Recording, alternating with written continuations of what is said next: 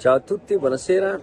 sono Andrea Pellizzari e faccio questo videomessaggio perché purtroppo non posso essere lì con voi questa sera, sono in viaggio, non è un green screen, non sono in uno studio, sono in un aeroporto, sono sempre in viaggio da un po' di tempo perché sto terminando la tournée di Mama City al format che sta portando in giro per tutta Europa. Ieri ero a Londra e quindi oggi sono in Sardegna per la conclusione del tour. Sono molto felice comunque di essere stato, come dire, menzionato per i 40 anni di attività di Viva Radio, grazie a Cesare Di Fant,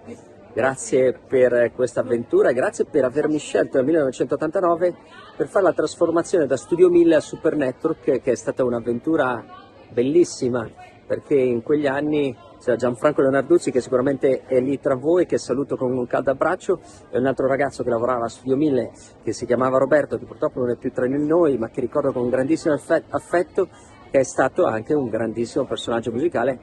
in arte, Robert Miles, che ricordiamo, insomma, è stato veramente un artista eccezionale e collaborava appunto e lavorava con Viva Radio ai tempi di Studio 1000 e di Super Network, e insieme abbiamo fatto questa transizione a Studio 1000, cambio del nome, cambio del marchio, tipologia, musica, target e tutto, e è stato un progetto che per me è stato un laboratorio molto interessante, importante, perché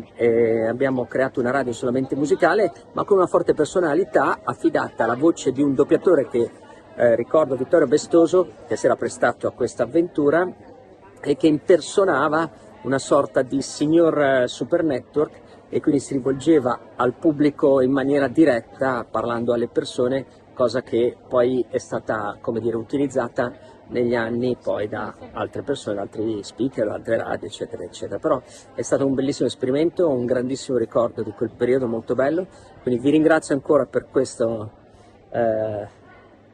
momento e davvero mi dispiace non essere lì con voi. Vi abbraccio tutti e spero di rivedervi al più presto. E viva Viva Radio per questi 40 anni, ne auguriamo altrettanti, 40, anche 80, anche 100. Ciao a tutti!